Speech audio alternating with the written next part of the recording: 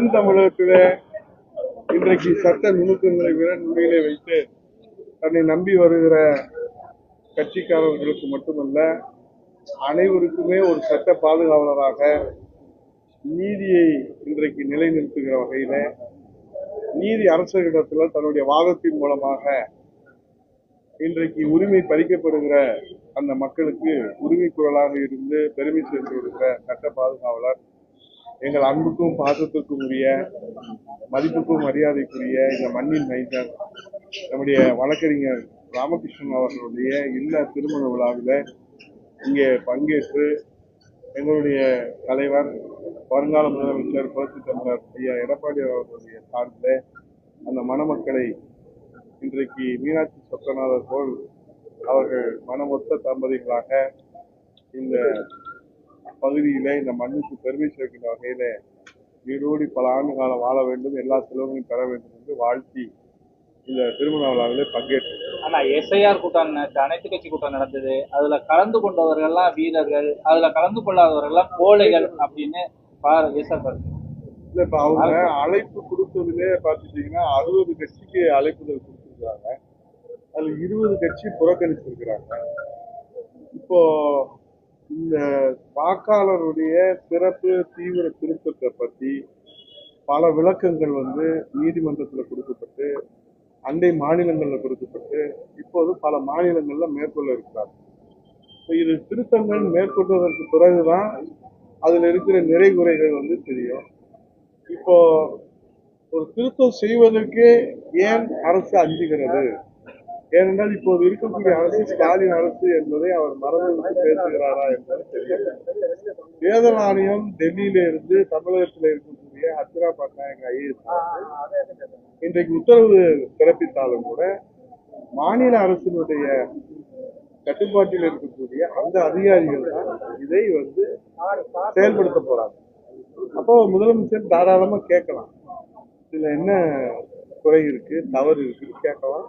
அவங்க விளக்கம் சொல்றதுக்கு கடமைப்பட்டிருக்கிறாங்க. தேர்தல் ஆணையத்தினுடைய கட்டுப்பாட்டில் அவங்க சென்றாலும் கூட மாநில அரசுக்கு கட்டுப்பட்டவங்க தான். ஆகவே இந்த அச்சம் என்பது இன்றைக்கு தேவையில்லாத ஒரு நிலைமை. அதோடு 2 தினங்களுக்காக சோழவந்தான் இங்க திருச்சி இந்த பகுதிகளில் அமமுகவினுடைய பொதுச் செயலாளராக இருக்கிற டிடிவி தினகரன் அவர்கள் அதிமுகவை காப்பாற்ற வேண்டிய கடமை அமமுகவுக்கு இருக்கிறது என்று புதிய அவதாரம் எடுப்பதை போல, அவர் ஏதோ இப்போதுதான் கட்சி தொடங்கியதை போல, இப்போதுதான் அந்த கட்சிக்கு கொள்கையை வகுத்ததை போல அவர் ஒரு புதிய விளக்கத்தை கொடுத்திருக்கிறார்கள். ஆகவே இது பழைய பிரிண்ட் புதிய படமா அவர் வெளியிட்டிருக்கிறாரு. அதனால இந்த படம் ஓடாது. அவங்க எத்தனை புதிய வடிவங்கள்ல ஒரு பழைய பிரிண்டை வெளியிட்டாலும் ஒன்றும் மக்களிடத்துல வரவேற்பு கிடையாது. அதிமுகவை காப்பாத்தில அப்படின்னு யாரும் அவர்கிட்ட போய் முறையிட்டதா எங்களுக்கு தெரியல. எந்த தொண்டரும் அவர்கிட்ட முறையிட்டதா தெரியல. அவரு அண்ணா திராவிட முன்னேற்ற கழகம் வேண்டாம் என்றுதான் அவரு அம்மாவுடைய பெயர்ல கொடியை வைத்து அம்மாவுடைய பெயர்ல வைத்து நாடாளுமன்ற தேர்தலை சந்தித்தார், சட்டமன்ற தேர்தலை சந்தித்தார், உள்ளாட்சி தேர்தலை சந்தித்தார். அத்தனை தேர்தல்களிலும் மக்களால் அவர் நிராகரிக்கப்பட்டிருக்கிறார். மக்கள் அவர்களை ஏற்றுக்கொள்ளவில்லை. அவருடைய கொள்கை, கோட்பாடு, லட்சியம், செயல்பாடு, சேவை எங்களுக்கு தேவையில்லை என்று மக்கள் தீர்ப்பளித்து விட்டார். ஒரு தேர்தலில் மட்டுமில்லை. ஏன்னா அவர் ஒரு சட்டமன்ற உறுப்பினரோ, ஒரு நாடாளுமன்ற உறுப்பினரோ, ஒரு கவுன்சிலரோ, ஒரு ஊராட்சி மன்ற தலைவரோ இருக்கிறதா எனக்கு தெரியல, உங்களுக்கு தெரியுமான்னு தெரியல. ஆக ஒரு கட்சியை தொடங்கி மக்களிடத்தில் தேர்தலில் இருந்து அவர் ஏ ஃபார்ம் பி ஃபார்ம்ல கையெழுத்து போட்டு அமமுக அப்படின்னு ஏ ஃபார்ம்ல பி ஃபார்ம்ல தேர்தல் ஆணையத்தில் ஒப்புதலை பெற்று கையெழுத்து போட்டு அதற்கு நான் தான் பொதுச் செயலாளர், அதற்கு நாங்கள் தான் மாவட்ட செயலாளர் என்று செயல்பாட்டுக்கு அது மக்கள் மத்தியிலே போலியாகாமல் புறக்கணிக்கப்பட்ட பிறகு இன்றைக்கு அவர் தாய் வீட்டுக்கு கிளை கொடுத்திருக்கிறார்கள். ஆனால் அதை மீட்டு தாருங்கள் என்று யாரும் அவரிடத்திலே போய் நீங்கள் தான் ராஜராஜ சோழன், எங்களுக்கு நீதி வழங்குங்கள் என்று யாரும் முறையிட்டதாக எனக்கு தெரியவில்லை. ஆகவே அவர் புதிய அவதாரம் எடுத்திருப்பதை போல அவர் காட்டுவது என்ன என்பது, இது பழைய படம் புதிய பிரிண்ட் எல்லாம் வெளியே. மதுரையில ஆர்பி ஜெயக்குமார் அரசியல் ஞானி போல பேசுகிறாருன்னு அதே டிடிவி பேட்டி கொடுத்திருக்காரு. அப்படியா? ஏன்னா அது இன்னும் பார்க்கல. அவங்க என்ன சொல்லியிருக்காங்கன்னு எனக்கு தெரியல. குடும்ப கட்சி கிடையாது, கொடுக்கணும்னா எடப்பாடி தான் கொடுக்கணும், துரோகத்திற்குன்னு சொல்லி 2 பேருமே அந்த கண்டனம் வலியுறுத்துறாங்க. டிடிவியும் அதை வழிமொழிஞ்சு அந்த சொல்றாங்க. உண்மையிலே இந்த கட்சிக்கு துரோகம் இழைத்தது சேவைக்கு நோபல் பரிசு மிக விரைவில் எடப்பாடியாருக்கு கிடைத்தாலும் அது ஆச்சரியப்படுறதுல அவருடைய வாக்கு பொன்னாகட்டும். சேவைக்கு நோபல் பரிசு கிடைக்கும். ஏன்னா எனக்கு தெரிஞ்சு சேவைக்கு தான் கொடுப்பாங்களே தவிர துரோகத்துக்கு எங்கேயும் கொடுக்கறதா எனக்கு தெரியல. வரலாற்று அப்படி இருக்கா? அதிமுகலையும் மகன் மாப்பிள்ள இவங்களோட தலையீடெல்லாம் இருக்கு அப்படின்னு செங்கோட்டையன் கடையில பேசுறேன். ரெண்டு பேருமே பேசுவோம், முதல்வரும் பேசியிருக்கிறாரு, யார் என்ன மன்னராட்சிக்கு முடிவுரை எழுதி மக்களாட்சியை மலர செய்த புரட்சி தமிழக எடப்பாடி அவர்கள் ஜனநாயகத்தை மலர செய்வதற்காக, டெமோக்ரஸியை மலர செய்வதற்காக பாடுபட்டு கொண்டிருக்கிறார்கள். ஆகவே இன்றைக்கு இப்போது தேர்தல் களத்திலே நிற்கிற போது எல்லோரும் அவர்களுக்கு உதவியாக இருப்பார். இப்ப இவங்க இருக்கிறாங்க, மன்னார் இருக்கிறாரு, அவர் திருமணம் நடத்துறாங்க, எல்லாரும் உதவியா இருக்கிறாங்க. அந்த திருமணம் வீட்டார்களுக்கு இருக்கிறவங்க எல்லாருமே இப்ப நான் அவருக்கு உதவியா இருக்கிறேன். ஆனா உடனே இவருக்கு நான் வாரிசுன்னு சொல்லிட முடியும். உதவியா இருப்பது என்பது வேறு, வாரிசாக இருப்பது என்பது வேறு.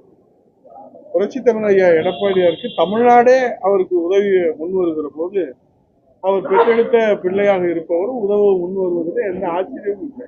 அவருடைய பணியில அவருடைய ஏன்னா காலையில இருந்து தந்தை என்ன செய்யறாரு, காலையில அவருடைய பணிகள்ல உதவியா இருக்கிறது எந்த இலக்கணத்திலையும் தவறோ சட்டவிரோதமோ கிடையாது. அந்த வகையில இருக்கக்கூடியதை அவர்கள் வேறு பார்வையில பார்த்தால் அதற்கு நம்ம பொறுப்பாக முடியாது. ஆகவே இதையெல்லாம் அதுதான் சொல்றேன்ல, இன்னைக்கு புரட்சி தமிழக எடப்பாடியாரை முதலமைச்சர் அணியை அமர்த்துவதற்கு தமிழ்நாட்டு மக்கள் தீர்மானித்திருக்காங்க. அதை திசை திருப்புகிற வேலையைத்தான் இன்றைக்கு இருக்கக்கூடிய மாண்புமிகு முதலமைச்சர் முத்துவேல் கருணாநிதி ஸ்டாலின் அவர்கள் அவருடைய அஜெண்டா, அவருடைய தேர்தல் வியூகத்துல இன்றைக்கு போட்டு அவரும் குழம்புகிறாரு, எல்லாத்தையும் குழப்புறாரு. ஒரு தெளிவான பாதையோட அவர் பயணித்தால் அவர் அரசியல் பயணம் என்பது கேள்விக்குறி ஆகாது. இல்லை என்று சொன்னால் முதலமைச்சருடைய அரசியல் பயணம் கூட கேள்விக்குறி ஆகும்.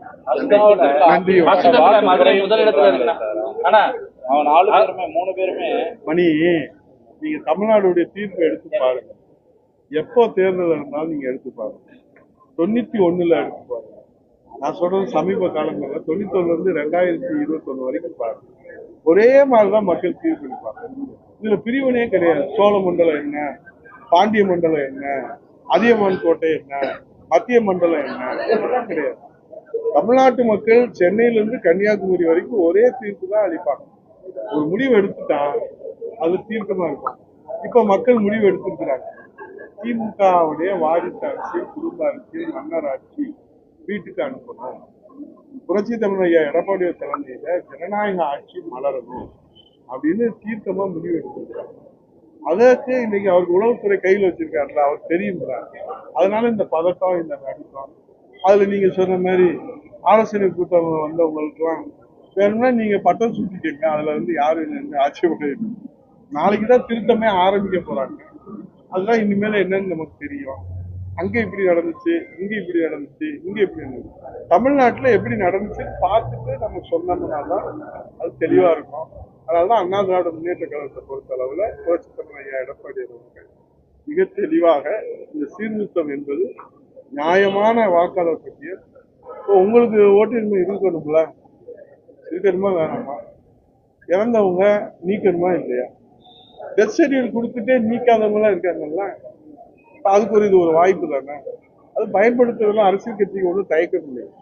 எத்தனை முறை தேர்தல் ஆணையம் வாய்ப்பு கொடுத்தாலும் பொது வாழ்க்கையில் இருக்கிற அரசியல் கட்சிகள் அதை பயன்படுத்தி கொண்டால்தான் நமக்கு நியாயமான வாக்காளர் பட்டியல், சுதந்திரமான வாக்காளர் பட்டியல் கிடைக்கும்.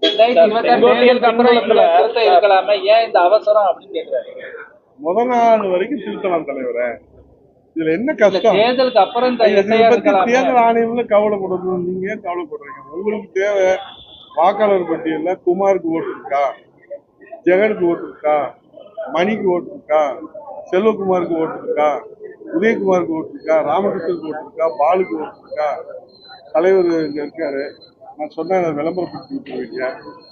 அதனால யாருக்கு ஓட்டு இருக்கு, யாருக்கு ஓட்டு இருக்கு, இதை நீங்க பார்த்து தானே சொல்ல முடியும். நீங்க இறுதி பட்டியல் வந்து எப்போ கொடுக்குறாங்க? ஜனவரி பிப்ரவரியில கொடுக்குறாங்க. அப்போ நீங்க முறையிடலாமே. ஒரு தேர்தல் பணி வந்து ஒரு தேர்தல் ஆணையம் ஒரு தேர்தல் பணியவே செய்யக்கூடாதுன்னு சொல்றது எந்த ஜனநாயகத்துல, எந்த சுதந்திர நாட்டுல இது என்ன ஒரு அட்ராசிட்டியா இருக்கு? நன்றி, வணக்கம். செங்கோட்டையின் பின்புலத்துல பாஜக தான் இருக்கு, ஏன்னா அவங்களுடைய சப்போர்ட்ல தான் அவரும் இந்த மாதிரியான முடிவுகளை எடுக்கிறாரு அப்படின்னா உங்க பின்புலத்துல யாரு இருக்கா? நான் செங்கோட்டை எனக்கு தெரியாதுல்ல. எனக்கு எப்படி தெரியும்? உங்க பின்புலத்துல யாரு இருக்கான்னு எனக்கு எப்படி தெரியும்? ஏன்னா குருமூர்த்தி என்ன சொல்றாருன்னா, மணி பின்னாடி யாரு இருக்கான்னு எனக்கு தெரியாது. அவர் பின்னாடி இவர் பின்னாடி ஜெகன் பின்னாடி யாரு இருக்கான்னு எனக்கு தெரியாது. மணிக்கு பின்னாடி யாரு இருக்கான்னு தெரியாது. ஹரிக்கு பின்னாடி யாரு இருக்கான்னு தெரியாது. நெல்லை பாலுக்கு பின்னாடி யாரு இருக்கான்னு எனக்கு தெரியாது. பக்கத்துல நிக்க மாமா வாங்க மாமா, ரவிக்கு மாமா பின்னாடி யாரு இருக்காருன்னு எனக்கு தெரியாது. பக்கத்துல இருக்கிற இவர் பின்னாடியே யாரு இருக்காருன்னு எனக்கு தெரியாது. அவருக்கு பின்னாடி யாரு இருந்தா எனக்கு என்ன? நன்றி, வணக்கம். திருமணம் சிறப்பாக நடைபெறுவதற்கு உங்களுடைய அனைவருடைய பத்திரிகைகளுக்கு அருமையான மதிய உணவு ஏற்பாடு செய்யப்பட்டிருக்கிறது. அனைவரும் தவறாமல் நெல்லை பால் உங்களை அழைத்து செல்வார். பங்கேற்று விருந்திற்கு மணமக்களை வாழ்த்துவது அன்போடு கேட்டுக்கொள்வேன்.